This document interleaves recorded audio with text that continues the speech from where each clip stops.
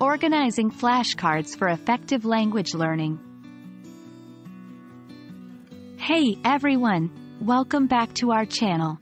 Today we're diving into a topic that can make or break your language learning journey, creating effective flashcards and, more specifically, organizing them by topic or difficulty.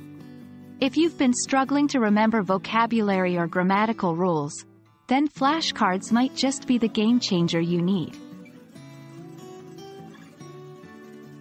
Before we get into organizing them, let's first discuss what makes a flashcard effective. A flashcard usually has a word or phrase on one side and its meaning, usage, or translation on the other side. The key is simplicity and focus. Each card should represent one idea, fact, or concept. So, let's keep them straightforward. You might be wondering, why bother organizing flashcards? Can't you just shuffle them and get the same learning experience? Well, the short answer is no. Organizing your flashcards can help you in several ways. 1. Tailored learning. You can focus on areas where you need the most help. 2. Efficient revision. It saves time as you can quickly locate the cards you need to review. 3. Progress tracking.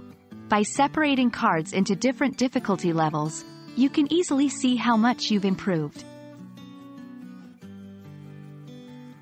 So, how do you actually organize your flashcards by topic?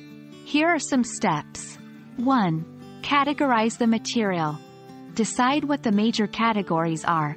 For example, in English language learning, you might have categories like verbs, nouns, idioms, and phrases.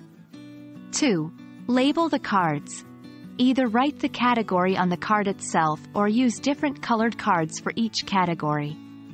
3. Use dividers or boxes. If you're using physical flashcards, you can use dividers in a box to separate the categories. For digital flashcards, many apps allow you to create different folders or decks for each category. Another way to organize is by difficulty. Here's how. 1. Initial assessment. Go through each card and determine how well you know the content. You can rate them as easy, medium, or hard. 2. Create separate piles. Sort the cards into separate piles based on their difficulty levels. 3. Prioritize. Start with the hard pile and work your way down. This ensures you're spending the most time on the areas that need improvement. For those of you who like to go the extra mile, you can combine both methods. Use different colors for each category and then sort those colors into different difficulty levels.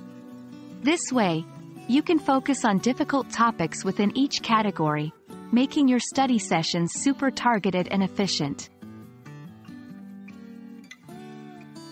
And that's a wrap for today. Organizing your flashcards by topic or difficulty level can make a significant difference in your language learning journey. I hope these tips help you create a more structured and effective study session. If you found this video useful, don't forget to give it a thumbs up and subscribe for more. Happy studying!